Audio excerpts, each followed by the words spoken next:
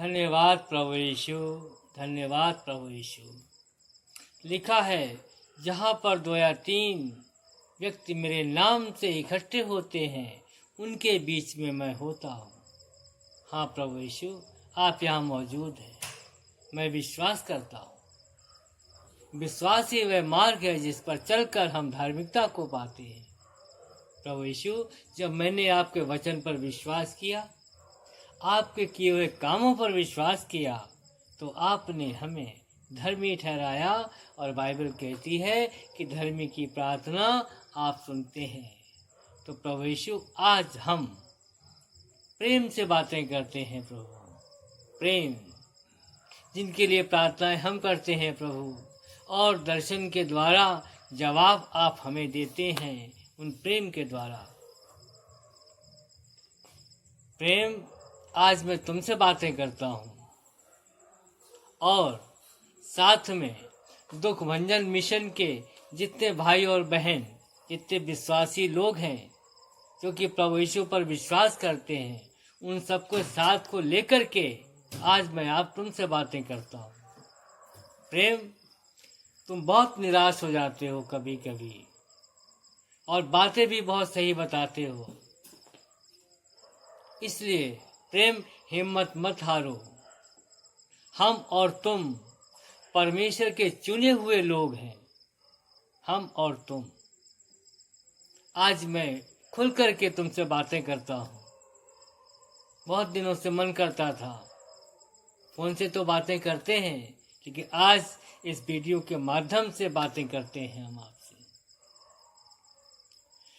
प्रेम, लिखा है, बाइबल कहती है, लिखा है, सारी बातें मिलकर भलाई को ही उत्पन्न करती हैं उनके लिए जो परमेश्वर से प्रेम करते हैं।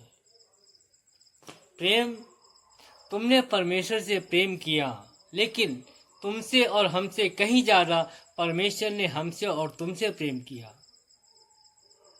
उतना प्रेम हम नहीं कर सकते, न उतना प्रेम तुमने किया है, न ही उतना प्रेम हमने किया है जितना प्रेम प्रभु यीशु मसीह ने तुमसे और हमसे किया है। तो लिखा है, सारी बातें मिलकर, यानी जो भी तकलीफ है, जो भी तकलीफ की बातें हैं, कठिनाइयों की बातें हैं, परेशानियों की बातें हैं, और हमारे तुम्हारे जीवन में अचानक तकलीफें आती हैं, तो प्रभु कहता है कि सारी बातें मिलकर, सारी तकलीफें मिलकर के एक, उसके अंदर एक भलाई उत्पन्न होती है, एक भलाई पैदा होती है। एक भलाई को हमारा प्रभु यीशु मसीह उत्पन्न करता है। और वो भलाई कौन सी है? वो भलाई हमारा प्रभु यीशु ही जानता है, और हम और तुम जब जानते हैं, जब हमारे और तुम्हारे जीवन में वो सामने प्रकट होकर के आती है तब। तो प्रेम, हमें तुम्हें ये ध्यान रखना है कि आज जब हम जिस तकलीफों में पड़े हुए हैं, हम और तुम, तुम्हारे जीवन में भी तकलीफें अलग तरह से हैं और हमारे जीवन में भी तकलीफें अलग तरह से हैं। ऐसा नहीं कि जीवन में तकलीफें नहीं है, लेकिन ये हमें ध्यान रखना है कि इन तकलीफों के बीच में कोई न कोई ऐसा काम परमेश्वर कर रहा है हमारे जीवन में। कोई न कोई ऐसी घटना हमारे जीवन में परमेश्वर आश्चर्यजनक तरीके से करने वाला है। कोई न कोई ऐसी आशीष हमारे जीवन में प्रकट होने वाली है, जिनके होने से पहले ही आज हम तकलीफों में पड़े हुए हैं। तो ये तकलीफें हमारे और तुम्हारे लिए, ये विश्वास करने वालों के लिए भी है।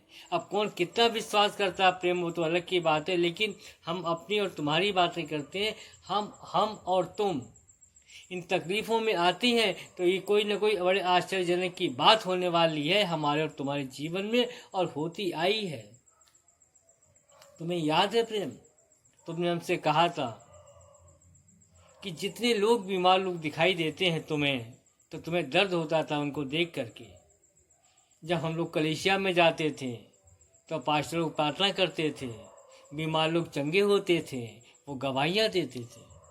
तो तुमने हमसे कहा था एक दिन कि भैया, मैं भी कमरे में बैठ करके परमेश्वर से सामर्थ्य मांगूंगा बीमारों को चंगा करने के लिए।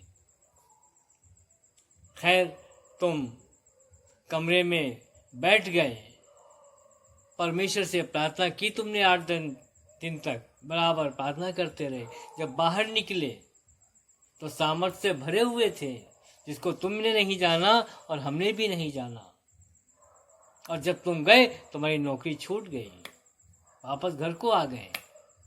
फिर यही पर वचन याद आता है कि सारी तकलीफें, यानी वो जीवन में जो चमत्कार तुम्हारे जीवन में होने वाले थे, जो परमेश्वर तुम्हें गिफ्ट देना चाहते थे, जो परमेश्वर तुम्हें सामर्थ्य देना चाहते थे, उस सामर्थ्य को प्राप्त करने के लिए, उस जीवन को प्राप्त करने के लिए, उन योजनाओं को अपने हाथों में लेकर के पूरी करने के लिए तुम्हें कुछ तकलीफें उठाना थी। और तकलीफ सबसे बड़ी यही थी कि तुम्हारी नौकरी चली गई। जब नौकरी चली गई तुम तकलीफों में आ गए, लेकिन उन्हीं तकलीफों में एक भलाई छुपी हुई थी, और वो भलाई यही थी तुम मुंह से जो बोलते थे वैसा ही हो जाता था। क्या प्रभु में आने के बाद कभी ऐसा हुआ?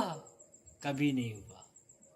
जब प्रभु के विश्वास में आए, तुमने पिता पुत्र पवित्र आत्मा के नाम से बपतिस्मा लिया, और परमेश्वर ने तुम्हें गिफ्ट दिया कि परमेश्वर तुम्हारे दर्शन में आकर के तुमसे बातें करने लगे।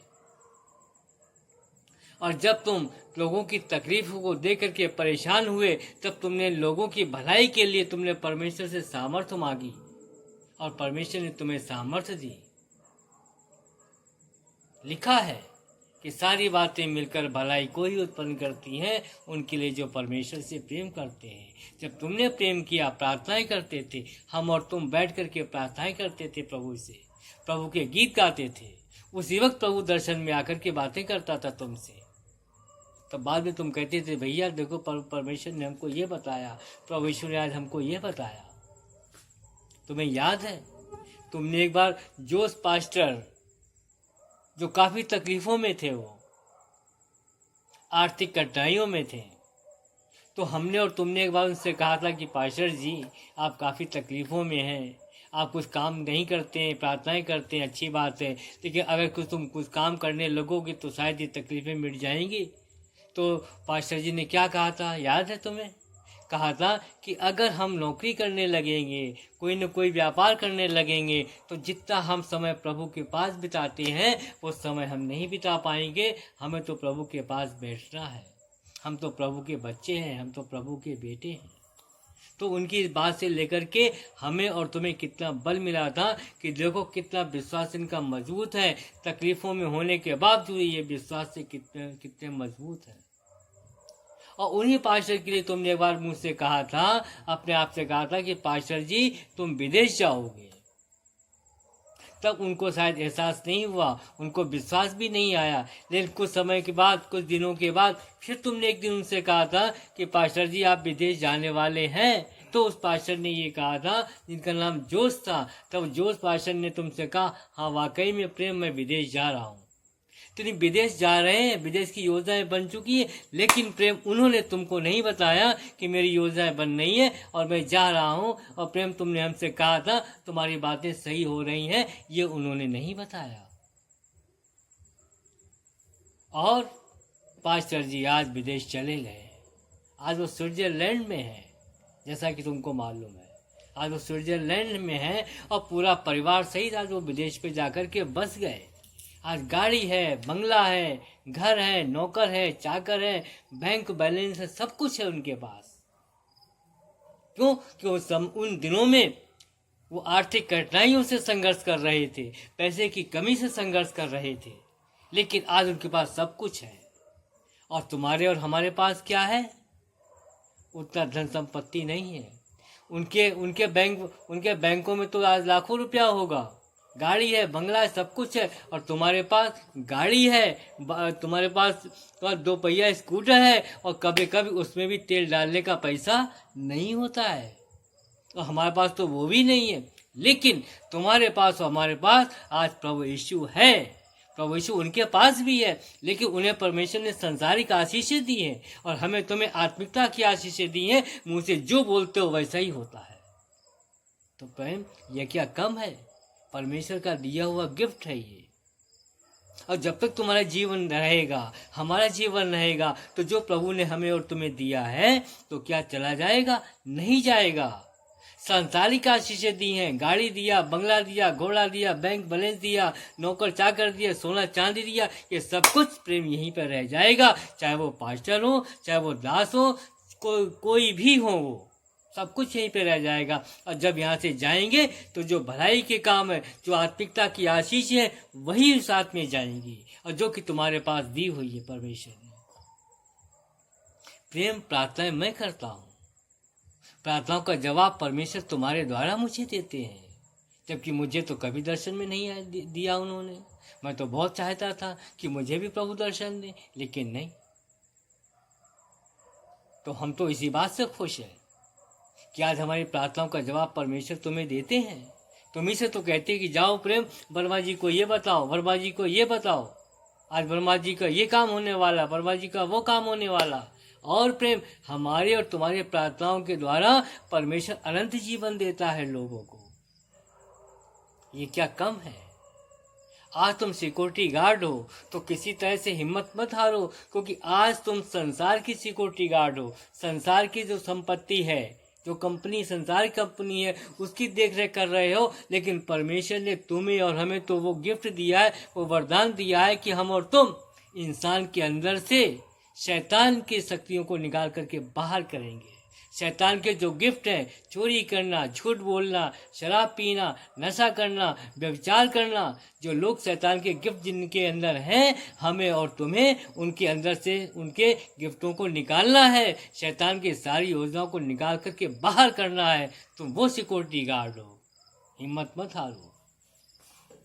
वो सिक्योरिटी गार्ड हो, तुम परमेश्वर के सिक्योरिटी गार्ड हो। परमेश्वर के जिन लोगों के अंदर शैतान का वास है, शैतान घुसे हुए हैं, जिनके अंदर शैतान की योजनाएं घुसी हुई हैं, शैतान के गिफ्ट घुसे हुए हैं। शैतान के गिफ्ट है बीमारी, शैतान के गिफ्ट है बेरोजगारी, शैतान के गिफ्ट है लड़ाई झगड़ा, गाली देना, मारपीट करना, अशांति से भरा हुआ जीवन। ये शैतान के दिए हुए गिफ्ट हैं, जो कि हमें और तुम्हें उस इंसान के अंदर से निकाल के बाहर करना है, जिस इंसान को हमारे प्रभु यीशु बताएंगे। उस इंसान के लिए अपने को कमजोर मत समझो।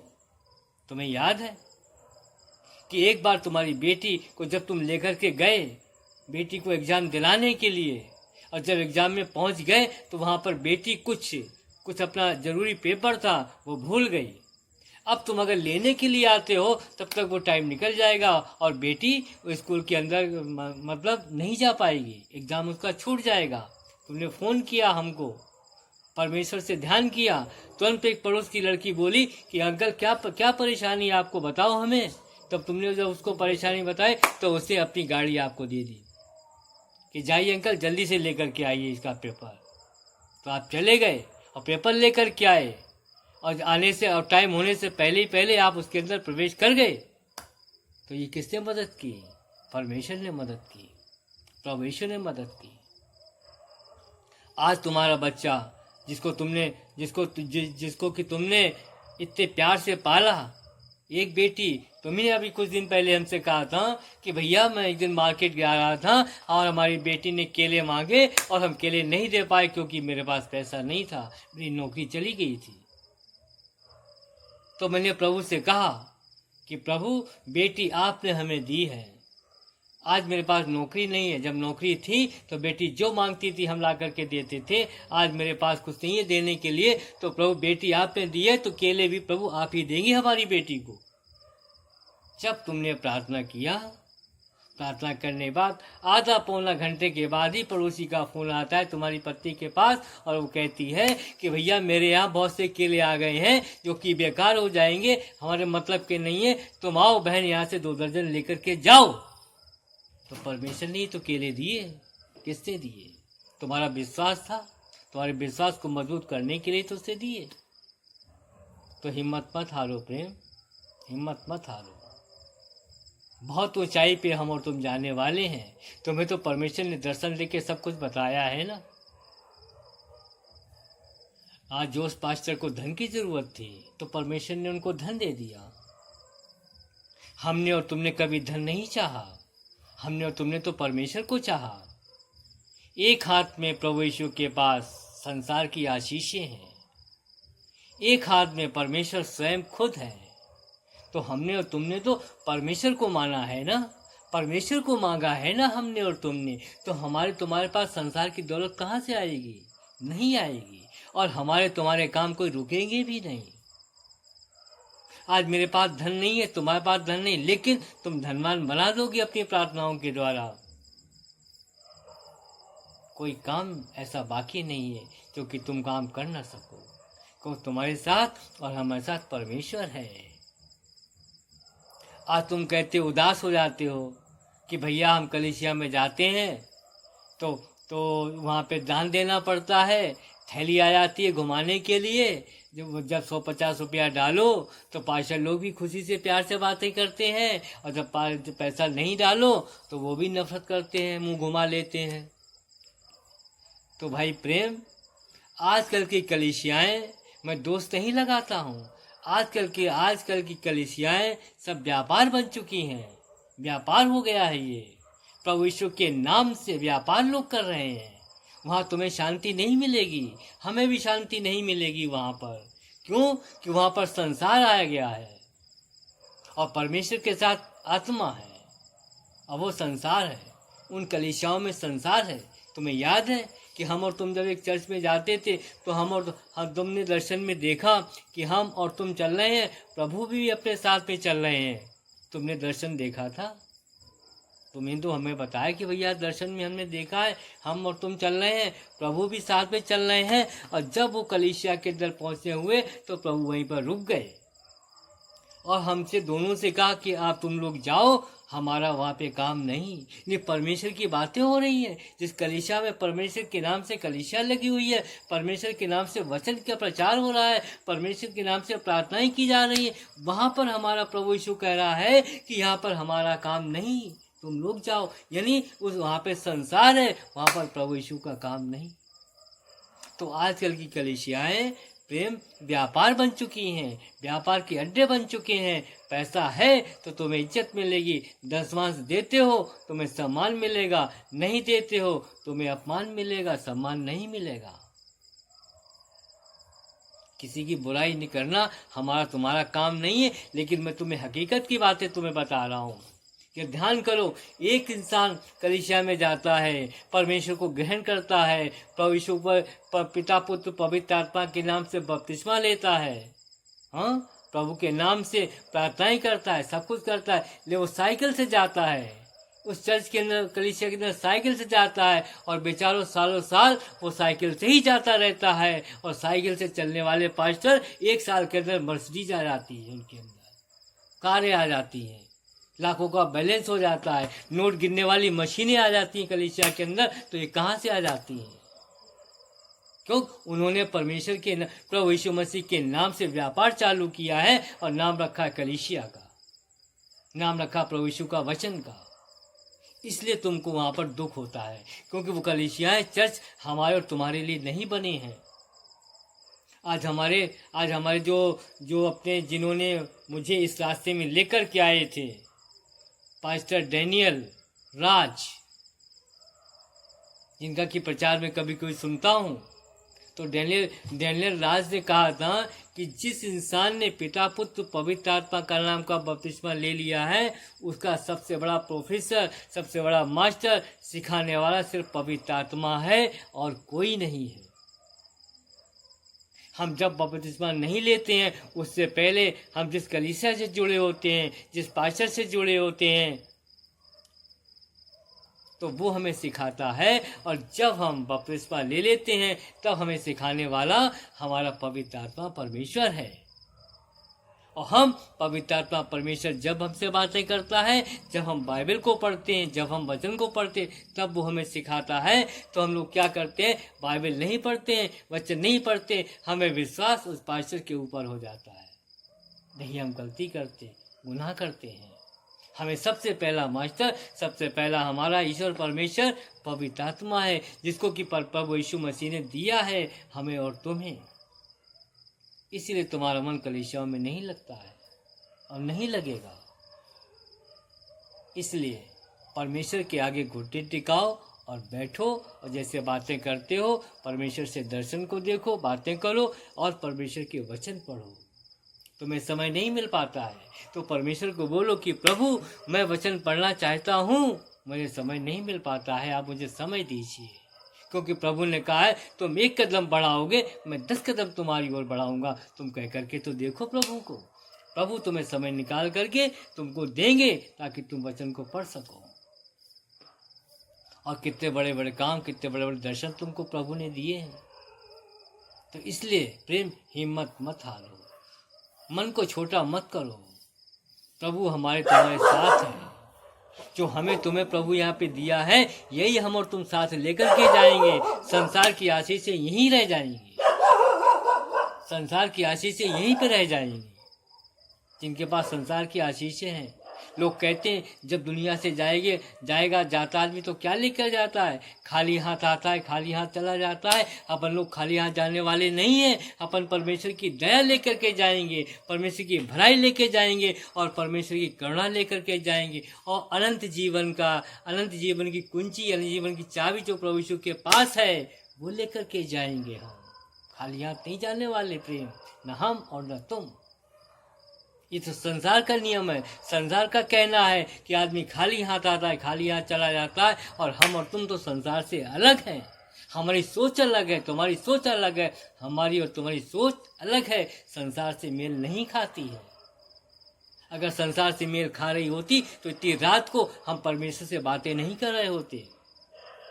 तुम भी हमसे बातें नहीं करते। जबकि जब से तुम बम्बई से चले गए हो, सारे सबसे संबंध टूट गया है। हमसे संबंध आज दिन तक नहीं टूटा है, क्योंकि हमें तुम्हें एक मिलाया है। तुम्हारा नाम प्रेम है और हमारा नाम प्रदीप है। प्रेम और प्रदीप, प्रदीप माने प्रेम का दीपक, और प्रेम, हम और तुम वो दीपक हैं। जिस तेल में जब विश्वास का तेल, जिसमें प्रभु यीशु विश्वास का तेल डालते हैं, और उसमें ऐसी प्रकाश होता है, ऐसा प्रकाश होता है वचन का प्रकाश, जिससे लोगों को आशीषें मिलती हैं। कितने लोगों के लिए तुमने प्रार्थना की, जो तुम मुझसे बोल देते हो वैसा ही होता है। प्रभु ने हमारी प्रार्थनाओं को कितने लोगों को अनंत जीवन दिया है। तो हमें तुम्हें इस्तेमाल करने वाले परमेश्वर है। तो हमारे तुम्हारे जीवन में धन संपत्ति नहीं आएगी। कहाँ से आएगी? अगर धन संपत्ति आएगी तो हम लोग धन संपत्ति में फंस जाएंगे। तो प्रभु का वचन कहता है कि एक मनुष्य दो स्वामियों की सेवा नहीं कर सकता है। या तो धन की करेगा तो परमेश्वर की करेगा। तो हमें और तुम्हें परमेश्वर की सेवा करनी है, न धन की सेवा करनी है। इसीलिए धनवान लोग, पैसे वाले लोग हमें और तुम्हें बेवकूफ़ समझते हैं। इसलिए हमारा तुम्हारा जो है लिंक हमारा लिंक जो है धनवानों से नहीं होता है। और ना ही तुम इतना कमाओगे ताकि नोटों की बारिश हो तुम्हारे जीवन में, ना ही हम इतना कमाएंगे कि नोटों की बारिश हो जीवन में। लेकिन हमारे तुम्हारी प्रार्थनाओं के द्वारा लोगों के जीवन में नोटों की बारिश होती है और होगी। इसलिए प्रेम, हिम्मत मत हारो। हे प्रभु यीशु, आपने प्रेम के द्वारा हमें जो दर्शन देकर के जो ज्ञान दिया है, जो आशीषें दी हैं, मैं आपको धन्यवाद करता हूँ। और प्रेम को आशीषें और देने के लिए, प्रेम को हिम्मत देने के लिए, प्रेम को खुशियाँ देने के लिए, प्रेम को पूरे परिवार की खुशियाँ देने के लिए प्रभु यीशु मैं आपको धन्यवाद करता हूँ। धन्यवाद पिता परमेश्वर, यीशु के नाम से धन्यवाद।